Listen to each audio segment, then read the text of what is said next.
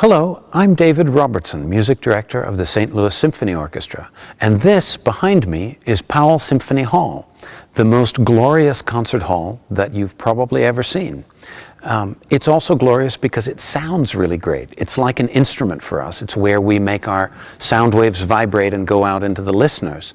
And you may have seen the lobby with all of its marble and beautiful chandeliers and even a wet bar that was brought all the way from the old Metropolitan Opera in New York City. But you may not know what's actually going on backstage, and so we thought we'd give you this glimpse of just what things look like from the musician's perspective before they come out and are able to look at all of the patrons sitting in the seats and smiling back at them. All right, well, St. Louis doesn't have a professional basketball team, but we do have Josh, and whenever we need a bass drum, we can get Josh to bring it on down and put it right on the stage and throw it back up. They never put on ESPN, at least not while I'm here, maybe when I'm out on stage. And so we can actually see what's going on with the orchestra. A certain maestro, I guess I have to say me, who has a hair problem, they love it on a final downbeat to stop the camera and have the hair looking like Mad Professor. Very small space that we go through, and it's a little bit like Alice in Wonderland. As you go up, you have to get smaller, otherwise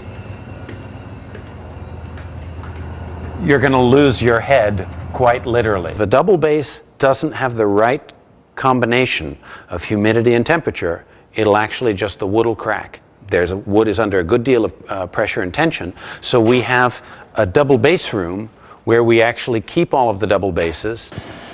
While I guess in a sense this isn't really the brains of the operation, it's definitely the guts of the operation. This is right down here where we have all of the various different boilers. We don't have practice rooms, and so you'll frequently see brass players or woodwind players or even string players down here in amongst the heavy metal playing their own heavy metal.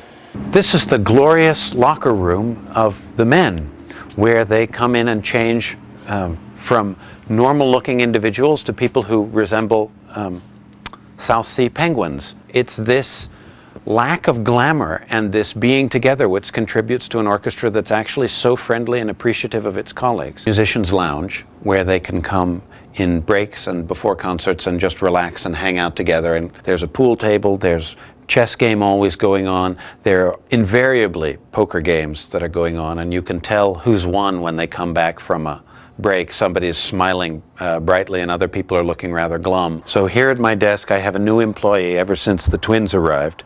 He's been working with me and he just doesn't understand why there's so much work to be done. You know, all of this stuff. There are scores all over the place. There are composers that you need to write to, because there are a lot of living composers, and they all say, why don't you play my piece? You've heard about the Phantom of the Opera and the strange people that live in the nether regions of theaters. Well, come along with me.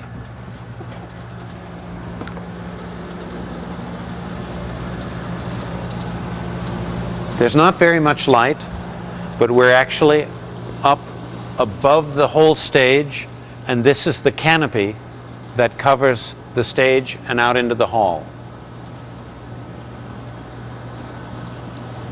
And apparently there's a ghost here by the name of George. This is a part of Powell Hall that very few people see. And in fact, there was a story once where Leonard Slatkin was out here and the door accidentally shut on him. I think George was playing a trick. And he had to bang on the door so much that he's even left marks in the metal door. Well, we hope that you've enjoyed our little tour of the backstage of Powell Hall.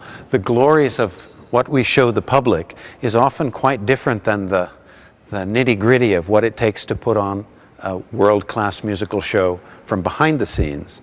But of course everybody's working together to make that perfect harmony that people who love to listen to music prize so much.